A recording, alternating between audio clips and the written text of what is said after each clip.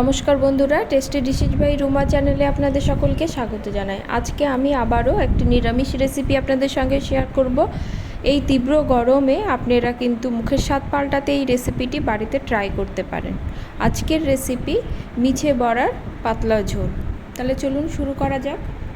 রান্নাটি করার জন্য সবজি হিসেবে নিয়েছি আমি ঝিঙে আর নিয়েছি আলু। ঝিঙে এবং আলু দুটোই কিন্তু লম্বা করে কেটে নিয়েছি। এছাড়া নিয়েছি একটি মাঝারি মাপের টমেটো। মশলার জন্য নিয়েছি জিরে বাটা, আদা বাটা এবং কাঁচা লঙ্কা বাটা। আপনারা চাইলে জিরে গুঁড়োও ব্যবহার করতে পারেন। এবার একটি কড়া নিয়ে নেব, তাতে দিয়ে দিব আলু, ঝিঙে এবং টমেটোটা। বেশ কিছুটা জল দেব। জল দিয়ে এর মধ্যে দিয়ে দেব নুন আর দেব হলুদ। ভালো করে মিশিয়ে নেব। মিশিয়ে নিয়ে গ্যাসের ফ্লেমটা কিন্তু মিডিয়াম টু লো করে দেব। লো করে দিয়ে আমি সবজিটা সেদ্ধ করে নেব। 5 থেকে 7 মিনিট পরে দেখে নেব।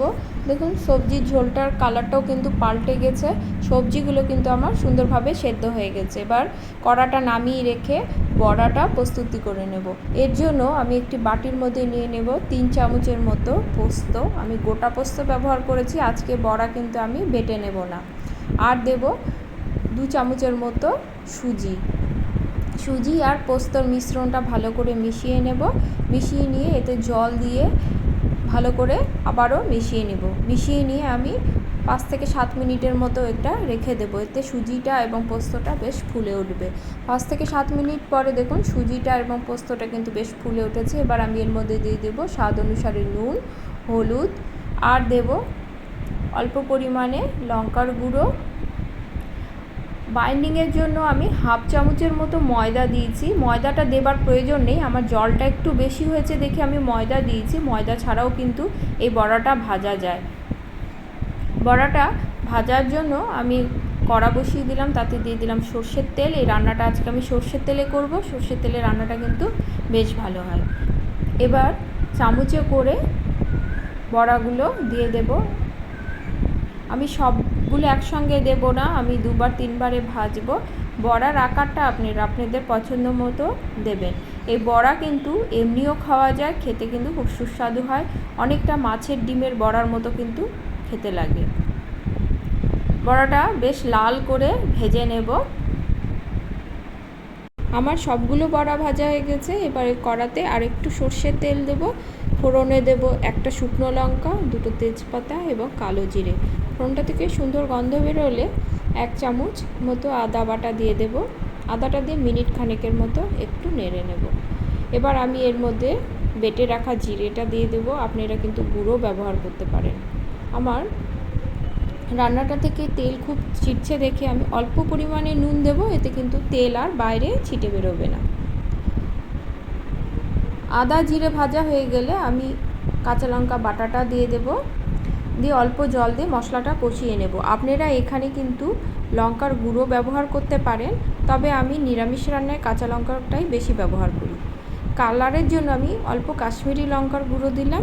দিয়ে মশলাটা ভালো করে কষিয়ে নেব। মশলাটা কষানো হয়ে গেলে সেদ্ধ করে রাখা আলু এবং ঝিঙের ঝোলটা দিয়ে দেব।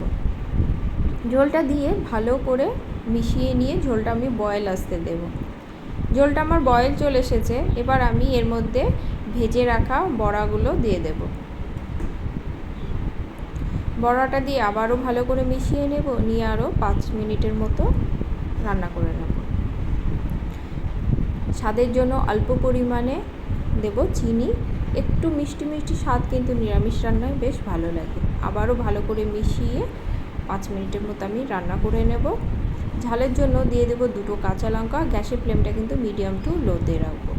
5 থেকে 7 মিনিট পরে দেখে নেব। দেখুন ঝোলের কালারটা কি সুন্দর এসেছে এবং সবজিগুলো পুরোপুরি সেদ্ধ হয়ে গেছে। একটা সুন্দর মিষ্টি গন্ধ বের হচ্ছে। রান্নাটা আমার প্রায় শেষের দিকে। এবার আমি বড় চামচের 1 চামচের মতো ঘি এতে যোগ করব। যোগ করে ভালো করে মিশিয়ে নেব। গ্যাসের ফ্লেমটা অফ করে দেব। গরম ভাতে এই মিছে বড়ার ঝোল কিন্তু খেতে অত্যন্ত সুস্বাদু লাগে। আজকে আমার এই নিরামিষ রেসিপিটি আপনাদের যদি ভালো লাগে তবে লাইক কমেন্ট করবেন এবং সাবস্ক্রাইব করে পাশে থাকবেন। আমার ভিডিও নোটিফিকেশন পেতে বেল আইকন কিন্তু অবশ্যই প্রেস করবেন। সকলে খুব ভালো থাকবেন। ধন্যবাদ সকলকে।